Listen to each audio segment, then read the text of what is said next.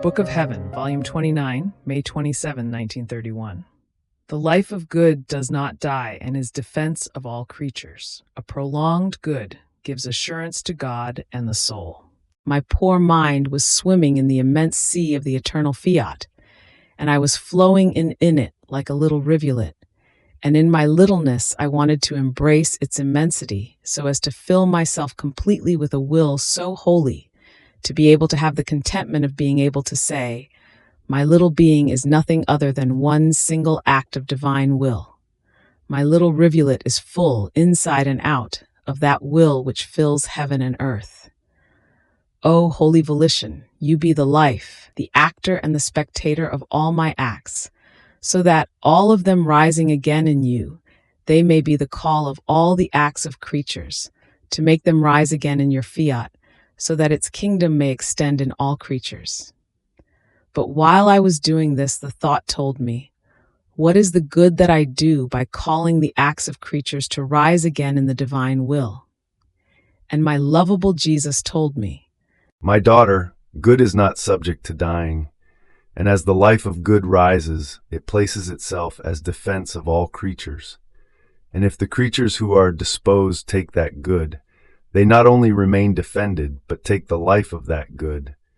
And the good rises and forms as many other lives for as many creatures who take it.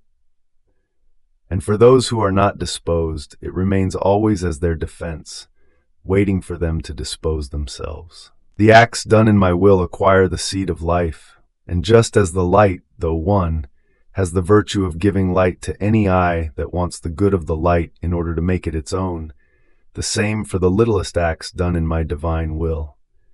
Since it is immense and envelops all, the littlest act becomes light and defense of all. Not only this, but it requites its creator of the love, glory, and adoration, which by right he expects and demands from creatures. The acts done in my will have always something prodigious, and, of their own, they say, we are the defense of all. We remain between heaven and earth to defend the creatures, and with our light, we are light of every mind. We are the defenders of our Creator by repairing him with our perennial acts for the offenses that rise from the earth. And then, good is always good. Do you think that everything I did while being on earth has all been taken by creatures? Not at all. How much of it is still left? But with this, one cannot say that it is not good. Centuries and centuries will pass, and the time will come in which all the good I did will have life in the midst of creatures.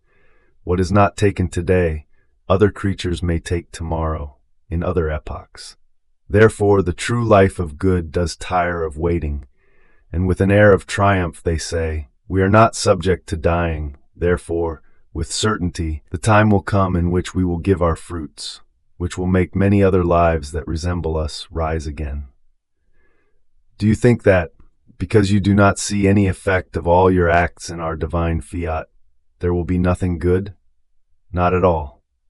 Today it seems so, but wait for the times, and they will tell the great good that will come. Therefore, continue and do not draw back. In fact, you must know that the prolixity of good is alone the most certain proof, which assures God and the soul of the state she is in.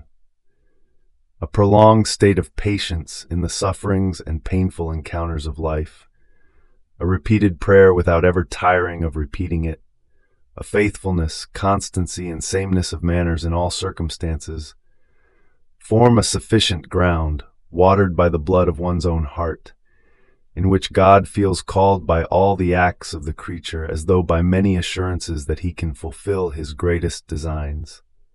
And the creature herself feels in the prolixity of her acts the dominion of herself and the assurance that she will not waver. The good of one day says nothing. A good that is today, yes, and tomorrow, no, says weakness and volubility, all fruits of the human will.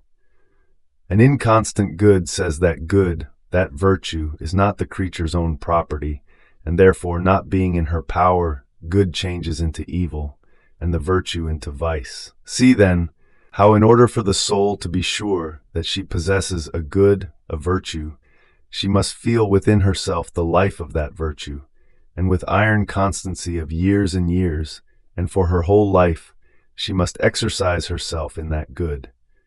And God feels assured to place his own and operate great things in the constancy of the creature. This I did with the Queen of Heaven. I wanted the prolixity of 15 years of life, pure, holy, and all of divine will, in order to descend from heaven to earth into her virginal womb.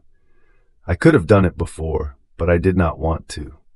First, I wanted her acts of assurance, and the prolixity of her holy life, almost to give her the right to be my mama, and for my infinite wisdom to have reason for having operated unheard of prodigies in her. And is this perhaps not the cause, the long prolixity of the long sufferings, for I wanted to be sure about you, and not with words, but with facts? Was it perhaps not the cause of my many visits, and of the many truths I have manifested to you in the prolixity of your sacrificed life? I can say that I made myself seen, and I spoke to you from the center of the stake of your sacrifice. And when I hear you say, "Is it possible, my Jesus, that my exile be so long? How can you not have pity on me?" Do you know what I say? Ah, my daughter does not know well the secret that a prolonged sacrifice contains. And the longer it is, the greater are our designs to be fulfilled. Therefore, trust me and let me do. Fiat.